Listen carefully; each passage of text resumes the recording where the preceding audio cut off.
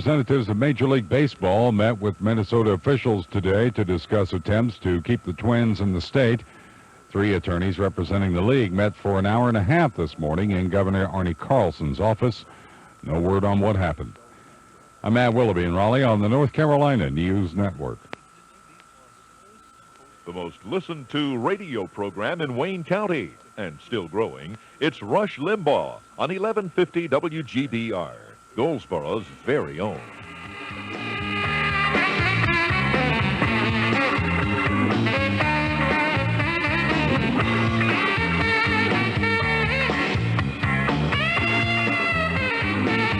All right, let's continue our ongoing discussion and our fact-finding and dissemination project on the global warming agreement, global warming treaty, global climate change treaty, to be precise, with Frank Gaffney, who is a security expert. He is indeed the founder and director of the Center for Security Policy. He was an assistant secretary of defense during the Reagan administration, makes frequent appearances via column and op-ed pieces in the Wall Street Journal, New York Times, USA Today, Washington Post, and regularly in the Washington Times. Today's Washington Times column references what Bill O'Keefe and Congressman Sensenbrenner alluded to yesterday, this climate change treaty and the agreement and the capitulation that Al Gore wrought on this country in Kyoto. It's a challenge to our own national security, our own national sovereignty here, which is, we're going to have to keep talking about this stuff because, as Frank rightly points out in his column, you, as in the public, are being fed a steady diet of assertions to, I don't know where this information even comes. Well, we've discussed on many occasions the paucity of reality and facts and the science and the politics and everything else of this global insanity that's going on right now. Welcome and happy holidays, Frank. Thank you very much, Mary. Nice to be with you, and happy holidays to you and yours. Thanks. You go through a whole, well, let's take the column before we get to the national sovereignty. Let's take the politics right at the top, which you rightly point out that the Clinton. You know, if you are out there, and even if you're informed, you could still be very confused because as you point out, Frank, the Clinton administration, or Clinton-Gore in this case, because Gore has been taking the lead, are really trying to have it both ways on this Kyoto summit, aren't they? Well, definitely, and this is hardly the only instance of this this practice, Mary, as you know, but it is a particularly extraordinary one when you listen to Al Gore on the one hand and Bill Clinton pronouncing this treaty as a major accomplishment, a direct result of American leadership, that of the vice president most especially, in Kyoto, to bring about something that was going to basically save us from scientific catastrophe, environmental catastrophe, according to the scientists they quote. And on the other hand, these guys will turn around and say, but there's no treaty that the Senate needs to consider right away. I mean, there's no treaty because the treaty isn't really going to be done for another year or so.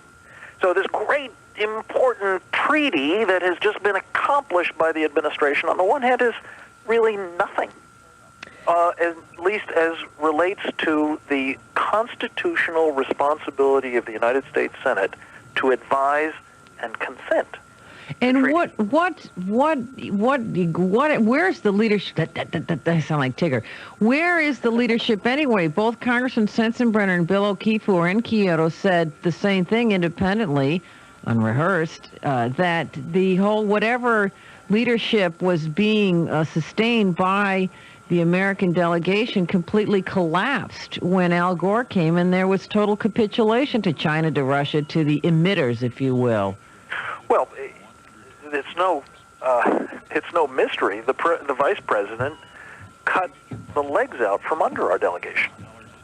He as much as said he was doing that in his public remarks at Kyoto. He said, I have instructed our delegation to have new flexibility. And that, in diplomatic parlance basically translates into open season on the U.S. negotiating team, and everybody went at it. And the net result, I mean, this really is Al Gore's treaty. He bears the responsibility for its shortcomings. If he wishes to take credit for its putative benefits, so be it, but he must take responsibility for having delivered the U.S. delegation and negotiating position into the hands of those who insisted on deeper emissions reductions, who insisted that the developing nations not be included, and frankly, I think as troublesome of anything, who basically confirmed this whole theory that radical action is required to save the planet from environmental catastrophe, when in fact, Mary, as you know, there's no basis for that. There is no scientific, it's not even like, and someone said even this would be ridiculous, that there's a majority of scientists who believe that humans are affecting the climate, let alone an agreement that the climate has, that we have actually warmed up appreciably in the last half century, and even if we have, which there's no agreement that we have, that humans have had anything to do with it, it ratifies junk science, which maybe 11% of the scientists think is so, and those are, someone said yesterday, I think Congressman Sensenbrenner or Bill O'Keefe, academic welfare. But there's two things, one you speak to in the column, the other, and I'll mention the other one that concern me is in others, is that whether or not there's a ratifiable treaty that the Clinton administration can, a la their particulate regulations and ozone regulations, can by fiat do what they couldn't do by democracy. Also, you point out that treaty or no treaty, they're going to start working to put in place implementation vehicles for what would be in the treaty if it's ever passed.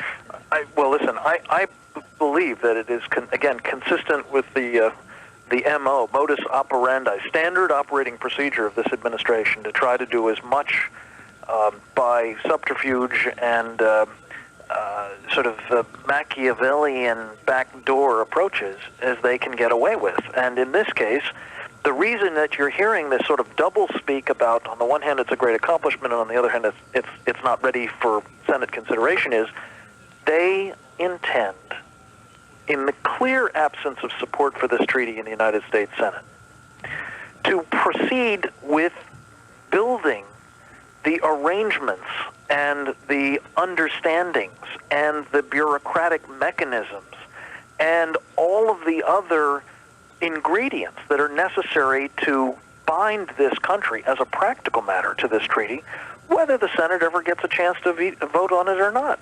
They intend to do it by executive order. They intend to do it by having American delegations participate in the negotiations that follow, that build these various new UN bureaucracies, of which they're going to be conservatively for, dealing with all different kinds of things, where our technology dollars, resource dollars go, what kind of tree planting we do, what kind of agriculture we do, that have to do with, for that matter, who is going to police monitor the emissions reduction scheme, to say nothing of some new multilateral Securities and Exchange Commission style operation that's going to oversee this new emissions trading commodities market.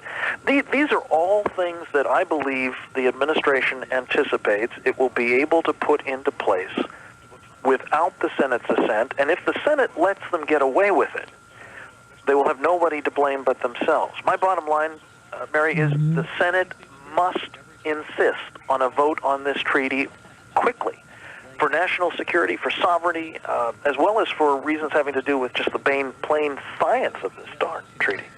Well, and but how can they do that? The administration has announced it's not sending anything for them to ratify. Well, the Senate is not without leverage. There's an awful lot that this president wants the Senate, has to have the Senate act on, from nominees to his budget. And I believe that to say nothing of other treaties, you have the NATO enlargement, for example, that is coming up. You have the comprehensive test ban that is coming up. You have all kinds of things that are very high priorities for this administration. And if the Senate of the United States is going to look out for the interests of the United States, and those are the American people, it has the tools, I believe, to compel this president to bring this treaty forward, whether he wants to or not. Could you speak to, speaking of the interests of the American people, the United States delegation's abandonment after the arrival of Al Gore to exempt U.S. military from the fuel cutbacks? How did that happen? This is one of the most extraordinary things. Well, to be honest, Mary, I think very few people, even in the Pentagon, were paying much attention to this treaty until about a month or month and a half ago. And I, among others, was going around saying, wait a minute, if somebody says we're going to cut total U.S. emissions, namely the consumption of fossil fuel, by some percent, whether it's 10% or 5% or 15%, guess who is the largest consumer of fossil fuel in the entire United States government? Well, of course, it's the military. Almost 60% of the fossil fuels consumed by the U.S. military are actually consumed by the combat forces of this country. So if you're telling me that we're going to take 10% or 5% or 7%, pick a number, off of the top, that means, in the case of the U.S. military, that you're not going to have ships steaming in some of the places of the world where we may need them. You're not going to have airplanes able to fly in some of the places we need them to fly, tanks operating, and so on. And the Pentagon finally, I think, woke up and said, wait a minute, that's crazy. We can't do that. And they insisted in a preliminary set of negotiations that took place in Bonn that the United States delegation be instructed to require an exemption for the U.S. military from this reduction scheme. Well, that went over to Kyoto, and as part of Al Gore's driven insistence that we get a treaty, it had to be jettisoned. And they reconfigured it. They didn't completely eliminate it. They reconfigured it. They said, no, wait a minute, the U.S. military can be exempted from these kinds of reductions provided it is engaged in training or combat operations that are approved by the United Nations. Now, Mary, if the UN doesn't happen to approve, I guess, we just can't do that. And so the UN, according to this treaty, has to approve our training, our combat missions before we can get the fuel we need to fuel our whatever those missions may be? That is my understanding. There's another exception that if you happen to be engaged in combat in international waters, apparently you can go ahead and spend whatever fuel you want to. But most wars don't take place at sea. Some battles do, but most wars involve territory. And there, apparently, it will be up to the UN to decide whether those wars are ones that we can fight or not. And I think this, together with some of these other derogations of our sovereignty, make this an absolutely no-brainer for the United States Senate. This is something we can't live with. You know what, Frank, as we go to break, and you're right, thanks for joining us, and actually that piece of insanity, that ludicrousness of what Frank Gaffney just told us, might get the Senate interested in places in this where it wouldn't otherwise, because it thinks you're not interested in it. But this is just too... It is literally obscene. Thank you, Frank Gaffney, Jr. We're going to continue our discussion as this treaty continues to be understood by those who understand these things. I'm Mary Matilyn. We'll be right back on the CBS Talk Radio Network. World people, world sports, world geography. The 1998 World Almanac, the #1 best-selling almanac in the world for whatever you need to know at home, school, the office, or around the world. World health. Fun and informative, the World Almanac is the original, most trusted, most complete, and up-to-date almanac available. World politics. Still only $9.95. It makes a great gift. So this year, give them the World Almanac. World maps. At bookstores now. Ask for it by name. The World Almanac. Memories from the National Football League can last a lifetime. So, too, can the wisdom and guidance instilled in us by teachers. The NFL is proud to honor the nation's finest educators with the NFL Teacher of the Year Award. This program salutes one teacher during each month of the regular season whose efforts positively influenced a current NFL player. Winning teachers and their schools receive NFL educational grants. That makes today's students the real winners. This message furnished by the National Football League. Introducing Bridge Street Accommodations. Perfect for a consultant who cooks, or even a relocating accountant with an expectant wife and a Cocker Spaniel. In other words, introducing Bridge Street Accommodations, a remarkable breakthrough in lodging because you can choose a Bridge Street accommodation specifically to suit you. Bridge Street Accommodations are fully furnished, fine apartments, condos, and townhouses exclusively for people who are looking for a more comfortable way to be away for a few days or even a few months. At Bridge Street, the most important thing we do is listen to you so we can place you in a unit that meets your needs. Bridge Street accommodations are found across the country, conveniently located in downtowns, neighborhoods, and corporate centers with many options in every city. For more information or for reservations, call 1-800-B-STREET. Bridge Street accommodations, a more comfortable way to be away. Smiling faces, friendly places, and everything on your shopping list awaits you in downtown Goldsboro. Thomas Office Supply is in its 73rd year of serving the business community. The finest selection of Christmas cards, briefcases, pins, personal sweaters, globes, remarkable boards, and so many other items. Free delivery, too, from Thomas Office Supply, 110 West Walnut Street. Shop the Colony Gift Shop for monogram towels, pewter collectibles, Christmas ornaments, music boxes, and many other gift items. Christmas placemats, napkins, guest towels, and the finest monogramming in Eastern Carolina. Plus yarn and needlework supplies. Colony Gift Shop, 116 South Center Street. Goldsboro Drugs, with 127 years of service, has American greeting cards, Russell Stover candies, camera film, colognes, and gift certificates. Senior citizens discount on prescription items and free delivery for all. Goldsboro Drug at Center and Walnut Streets. Smiling faces and friendly places. Make your holiday shopping enjoyable in downtown Goldsboro. WGBR 1150.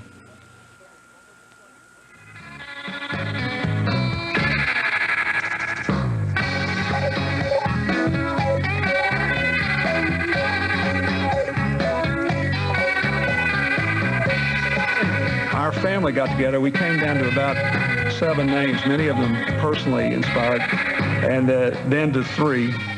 I finally decided to name the dog after my beloved uncle who died earlier this year. I'm going to call the dog Buddy because of the importance of my uncle to my life, but also because my uncle raised and trains dogs for over 50 years. Isn't that cute? That's great. That's a great name for a chocolate lab, Buddy. You don't have to get that precise about it, listing all your Uncle Buddy's criteria for namesake. Well, the president has just announced very, very important breaking news. His dog will be named Buddy after his beloved uncle. His having rejected names like Barkansas and Arkansas, and of course the one donated by our conversation after Meet the Press on Sunday, 101 donations, because they didn't like that one. This dog is so darn cute. And there's a report today that the dog is, Buddy, we don't have to call him the dog anymore. Buddy is precocious. He is only 3 months old, has completed the training of a 6-month-old, which his trainer said would be like a grade schooler completing high school. So we've got a White House full of precocious animals now. What? I couldn't think of what's common to everybody's an animal there. We're all in the animal family, aren't we? Mammalians? Is that what we are? Buddy, that's cute. Now I want one. Don't you? Yeah, you do want one. Of course, Ann did have a Cocker Spaniel whom she trained to wee-wee inside the house. Remember that dog, Ann? Yes, it even went inside the cage. inside the house. Dumb dog, Daisy. It was kind of reverse psychology. So Anne would sit outside for hours, and the dog would play and have fun and frolic, and then they'd go in and they'd go. So I cut you. I just had one of my pregnant brain meltdowns. So what happened at the party? Tell us. She looks good. He looks good. What'd she have on? She had a suit on. He had a suit on. And this was, there were a lot of people there. Russert was there, and Sam Donaldson was there. And well, Sam made the rounds last night because I saw him at Bob Squire's party at the Cosmos Club. Oh, yeah. Sam How was that? I just buzzed in and buzzed out because Tipper, I was in a conversation, and if you're listening, Tipper, and this didn't happen, call and I'll apologize. But I'm there talking to Sally and Ben, and she comes to my conversation, gives me a dirty look. Bob Squire is the media guru to Al Gore, so it was all Democrats. So James said I had to go, and he was out of town, and I love Bob Squire anyways. So she gives me the look, so I leave. I leave my conversation, and then Squire grabs me, come say hi to Tipper. I said, I don't think so. And then I couldn't help it. I just started going, da-da-da-da-da, da-da-da-da-da-da-da-da. So I didn't even get a drink. And it was a beautiful party, beautiful place, but the tipster doesn't like to, she's not one of our fans, I don't think. Everyone's still agog over the Love Story. Al Gore saying he and Tipper were the model for Love Story, about which the author said, yeah, the uptight sphincter closed preppy, but not the rest of it. So that's how that one was. But Sam and Jan were there, whom I love. So what happened today? So it was all media people, right? It was all media people, and, you go in, and the White House looked beautiful. It looked beautiful, and, you go in and have a couple drinks, and then we stood in line, shook hands with the president and the first lady. I wished them happy holidays. Is anyone mean to you because of your friendship with me? No, actually, everyone's really nice. Everyone's really nice. Susan King was there, and she said say hello, and Clarence Page, and everyone likes you. I mean, they might not agree with you politically. I think they're just being polite. No, they wouldn't be polite to me. Why would they be polite to me? Maybe they think that you're still convertible. Look, I'm just making this announcement. Anne does not share my politics. Anne does not have to carry my baggage. I want you to treat her as an individual. There's no guilt by association. I can't tell you how many times she disagrees with me, okay? Don't take it out on her. Don't blame her if she voted for Clinton. Did you vote for him twice? Once. All right, we'll be right back to tell you what's coming up next on the CBS Talk Radio Network.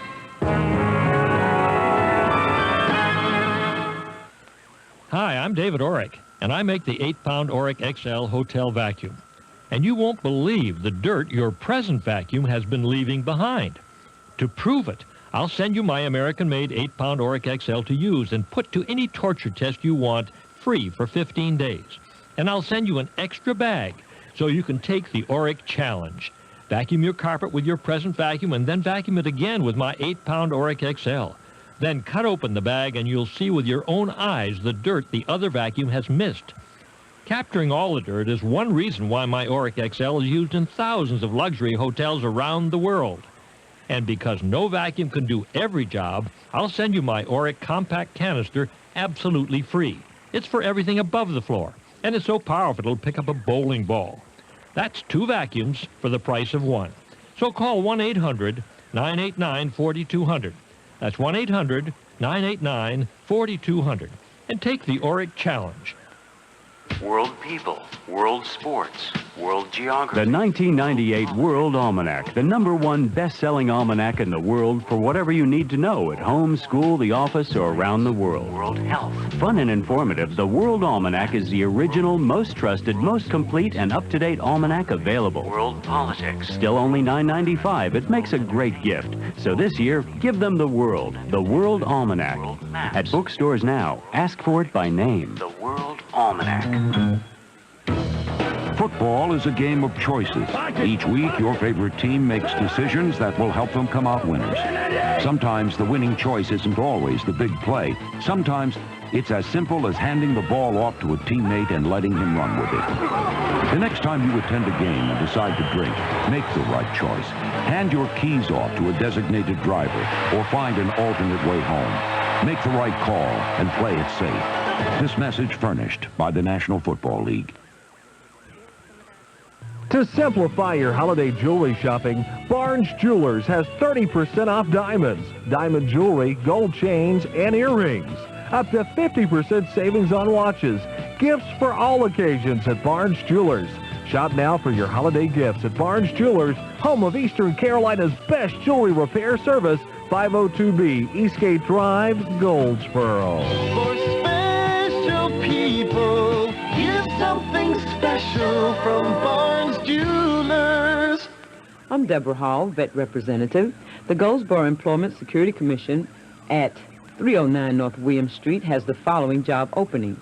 Maintenance mechanic. Must have knowledge of poultry plant maintenance, experience in welding, hydraulics, electrical, boilers, and general knowledge in refrigeration. Activity assistant. Implement, evaluate, and direct activity programs. Assure through programs that spiritual development, emotional, recreational, and social needs of the residents are met. Quality assurance coordinator. Infection control nurse. Must be a graduate of an approved RN School of Nursing with current RN license. Must have experience in a medical facility. Social worker will provide professional social work services to patients in a nursing facility and to their families. Assist in determining services needed and in locating them. Anyone interested in these jobs should contact the Goldsboro Job Service Office at 309 North William Street, 8:30 a.m. to 4:30 p.m., Monday through Friday. Saturday night in the Smith Center, the Tar Heels remained unbeaten. Carolina went to 10-0 by beating previously unbeaten Princeton by a final of 50-42. And Mastadio over there. Coda to Carter for the slam dunk, and he climbed the back of Walden to get that pass to tie it at 21-all. Tar Heel Sports Network broadcast comes your way Tuesday night at 6:30 when the Tar Heels host Hampton. This is Mick Mixon inviting you to join Woody Durham, Bill Zadice, and me for Carolina basketball right here on the Tar Heel Sports Network. 1150 WGBR.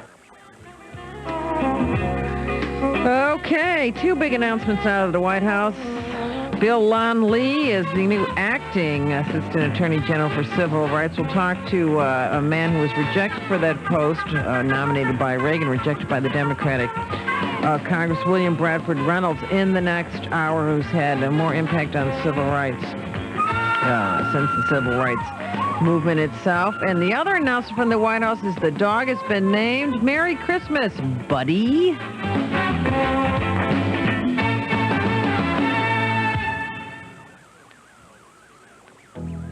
From the WGBR Community Affairs Desk.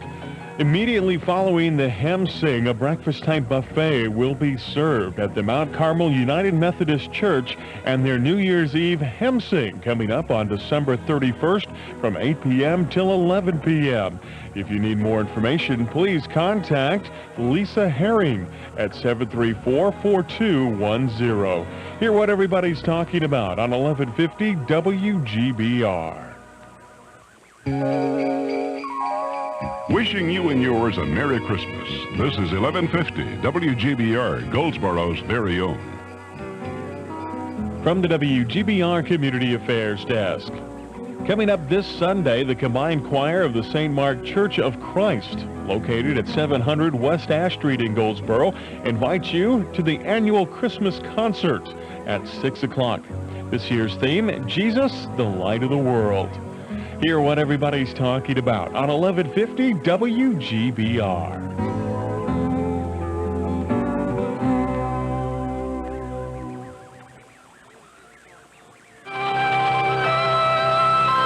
NBC Radio News. The judge in the trial of Oklahoma City bombing suspect Terry Nichols is now reading the jury instructions before they deliberate. Correspondent Clark Curtis in Denver reports this comes after prosecutors had the last word in closing arguments. In an emotional plea, lead prosecutor Larry Mackey told the jurors that it's time for justice and you're in control of that. Mackey said, "We ask that you fulfill your oath and do justice on behalf of the victims. We ask that you return verdicts of guilty as charged." And with that, the final arguments from the prosecution and the defense were completed. President Clinton says he's not ready to consider a lifting of sanctions on Saddam Hussein. It is clear to me that he has still not come to terms with his obligations to the international community to open all sites to inspections. He told a news conference Iraq did not gain from the recent standoff. And Clinton named his new puppy today. The name is Buddy. I'm Richard Sheehy. It's the Answer Guy. You're on the air. Hello, Answer Guy? Yeah. Where can I find cool gifts for my kids? I don't think they think I'm very cool. Really? Radio Shack will help you. They got the coolest. RC cars, karaoke machines, electronic games. Wire? Sure. Boom boxes, walkie-talkies. And wire? Right. What kid could live without wire? Oh, I couldn't. I love it. I love to decorate my church. Well, thanks for calling. Gifts for kids at Radio Shack. You got questions? We've got answers. Hey, it's me, your brain. You know, you really ought to visit once in a while. It's amazing what you've got stashed away up here. Like this file on Oki Data printers. You know Oki Data. They've been making printers for 24 years with over 9 million sold. And you act like you never heard of Oki Data. Do I have to remind you about everything? Oh, by the way, that report is due next week. And don't forget lunch with James at 12:30. And your dry cleaning's ready this afternoon. And your name is spelled with one or not. To learn more about Oki Data, call 1-800-OKI-TEAM. A recommendation by the Pentagon Task Force has made its way to the desk of Defense Secretary William Cohen. Citing reasons of morale and unity, it advocates a segregation of men and women during basic training.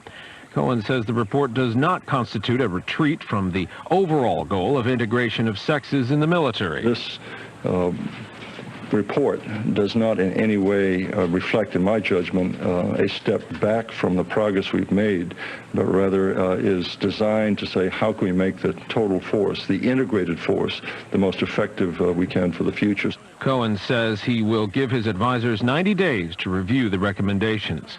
The Coast Guard was able to rescue 10 crew members in a small freighter. A Coast Guard helicopter saved the crew members today as the freighter sank in rough seas southeast of Miami. Even by Russian standards, it's pretty darn cold in Moscow. Reporter Eve Conant has more. The average daytime temperature this week in Moscow has been minus 20 degrees Fahrenheit. In just one night, city rescue services recorded at least 5 deaths from hypothermia, 4 people injured by falling icicles, and a 16-story building that cracked open in the early hours, sending dozens of families into the street. The freezing weather has caught Muscovites off guard. Even Russian President Boris Yeltsin, who's recovering from what's been described as a chest cold, has been advised not to go outdoors.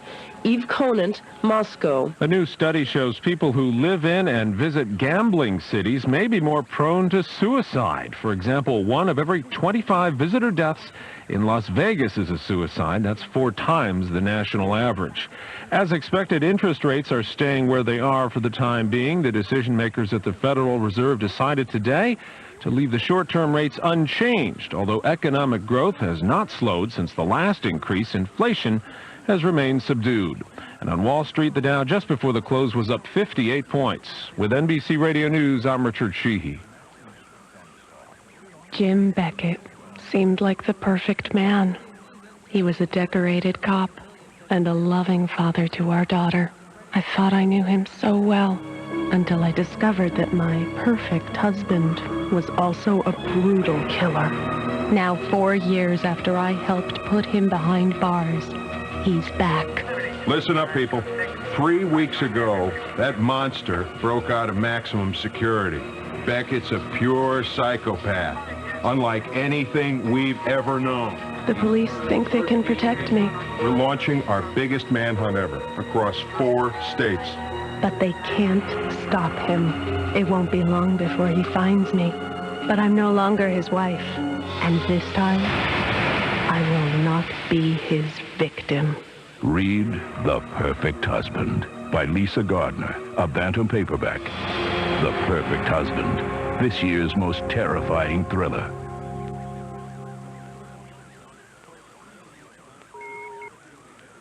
The name has changed, but everything else is the same. I'm talking about Goldsboro's premier independently owned bookshop, The Bookmark, formerly the Intimate Bookshop. The Bookmark has books for all ages and interests, plus Goldsboro's largest selection of calendars. Great gifts for the holidays. Visit their selection of boxed Christmas cards at half price and their full line of magazines. The Bookmark, locally owned and operated by Tim Bartlett, 2824 Cashwell Drive at the Eastgate Shopping Center, Goldsboro.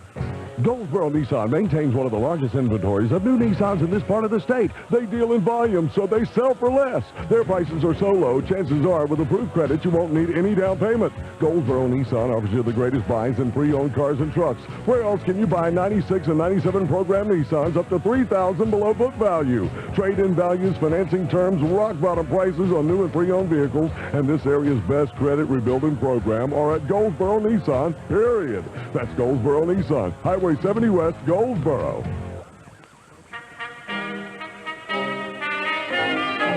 Hello, this is Lou Graves, engineer for WGBR, wishing all of our listeners a happy holiday season.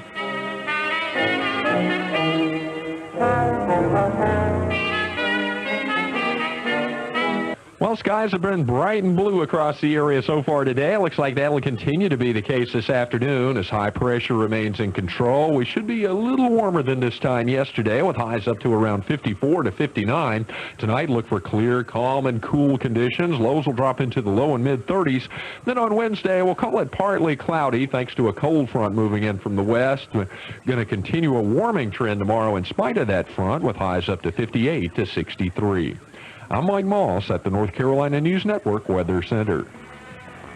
Live from Washington, D.C., it's the Mary Matilyn Show with special guest, former Assistant Attorney General for Civil Rights, William Bradford Reynolds.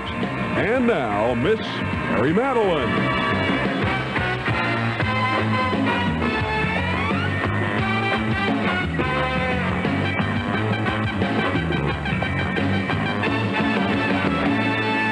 There are many, happy holidays. Let me say that. You all get the show at different times. Or that you get first hour, not necessarily first. Sometimes you get the second hour first. So let me just say to everyone, happy holidays. We've been discussing from many different angles the before it happened and since it's happened, the president's naming of Bill Lon Lee as acting civil rights chief. There are many political angles to discuss, but let's discuss for the moment with I'm so honored to be visiting with him, our guest this hour. How does this happen? What ramifications, if any, will his appointment in this manner have on the task at hand, and is it constitutional? For all of you acting is constitutional, and a recess appointment is constitutional. Let me read you Article 2, Section 2, advice and consent of the Senate. Quote, the President shall have the power to fill up all vacancies that may happen during the recess of the Senate by granting commissions which shall expire at the end of the next session. The President was posturing to do that. The Senate, the Republican leadership, responded by saying they would retaliate in unspecified ways, to which Mike McCurry said they would be lame-brained, stupid, and silly to do so. It is clearly the president has the constitutional power of a recess appointment. It's unclear how often a recess appointment is made on a nominee about which the Senate has already spoken, as it did in the Judiciary Committee in the case of Bill Lon Lee. We'll discuss this and more with William Bradford Reynolds, who is currently a partner at the Washington, D.C. firm of Collier, Shannon, Rill, and Scott from 1981 to 1989. Mr. William Bradford Reynolds served as Assistant Attorney General for Civil Rights in the Reagan administration, about which the American Lawyer said, and I assure you this is widely echoed, that his 8 years of tireless dedication to the most ideologically conservative president of this century, of those 8 years, no public official has had a more dramatic impact on the law than Brad Reynolds. Welcome, Mr. Reynolds. It's an honor to visit with you. How are you? you? It's nice to be with you today. Well, we're all fine. We're a tad we're not confused. There's a lot of politics in this appointment because it certainly could not have been made on merit according to what the Judiciary Committee had to say about Bill Lonley's behavior and responses in that committee. But let's go to the issue of its constitutionality. It's acting, so it is. But what if he hadn't made a recess appointment? That's still constitutional.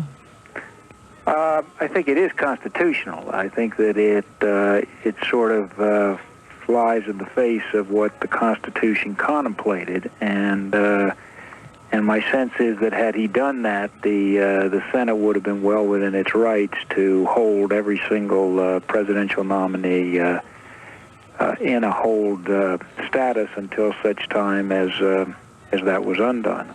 The other sort of vulnerability is if he'd done that, the Senate could have voted the next day to have him be out of office, and then recess appointment or not, he would have been gone.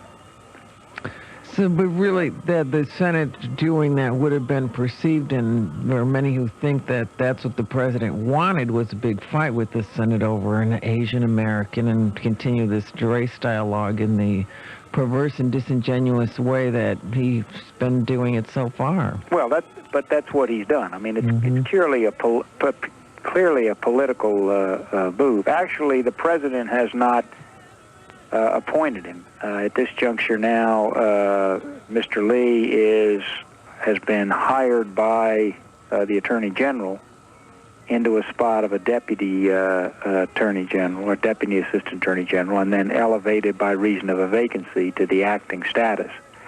So we have a person who's heading the division who is not a presidential appointee by any stretch of the imagination, and who is there simply while a vacancy is present and simply filling the vacancy.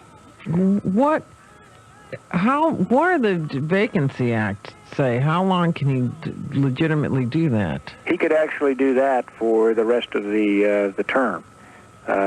If they do not come forward and nominate somebody to fill the spot, then it is the case that the Attorney General can elevate on an acting basis somebody to simply serve out the term. I think that his ability to be at all effective is tremendously compromised. He goes up to the Senate, and there's very little attention that'll be paid to what an acting Assistant Attorney General has to say. He will be scrutinized, I think, to a point where there will be very little, if anything, that he is going to be able to accomplish. But it's a move that is not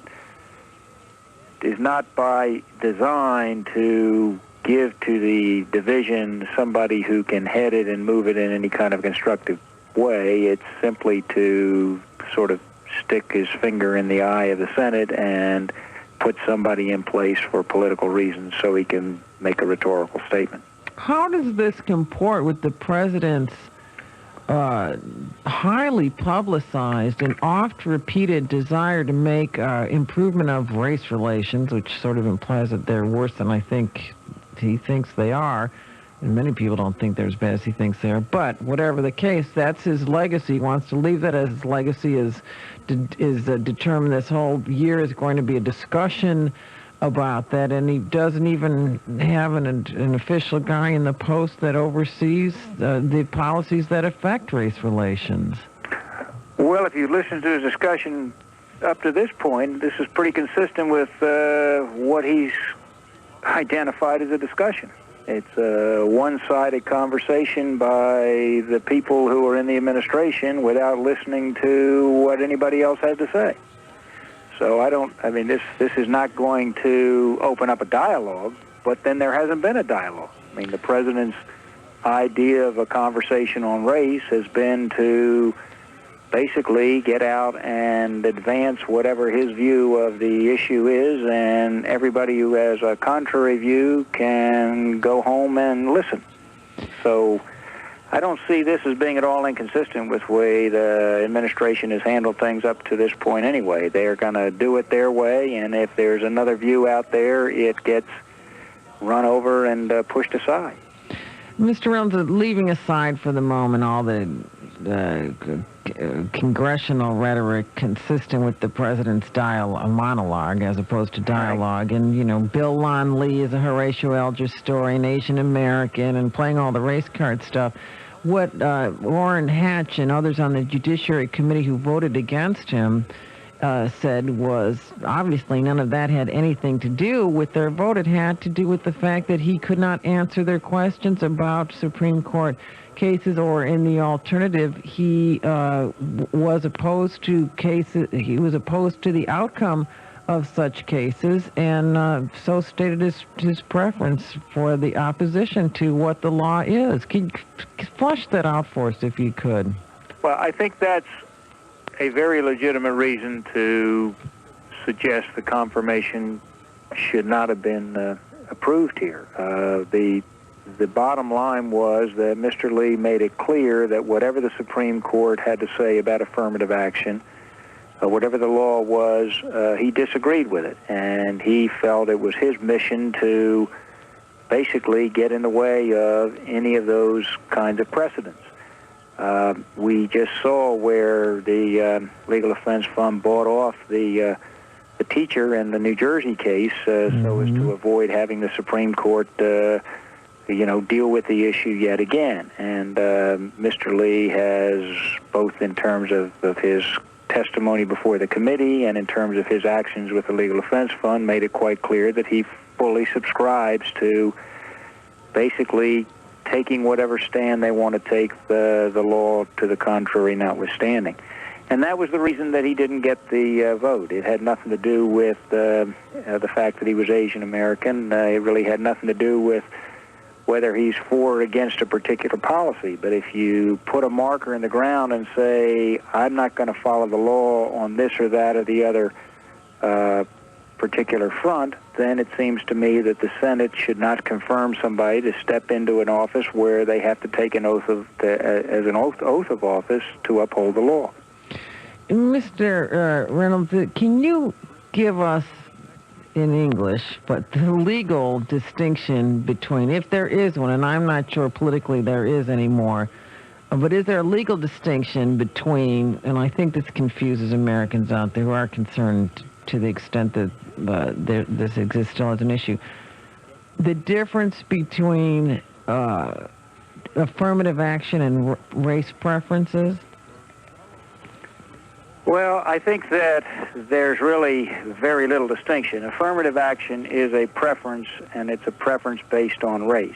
I think where the law draws a line is that if indeed you have proven discrimination and you have to respond to that, then there is a body of law that says that you may take certain affirmative action to cure the specific discrimination, the specific instance of discrimination that needs to be cured. What you cannot do is say, we have a disparity in the workforce, we have an imbalance between minorities and non-minorities, and in order to correct or cure that, we're going to put in place a preferential program. And where affirmative action has come to take hold, because most of the specific acts of discrimination are dealt with without the need for this remedy,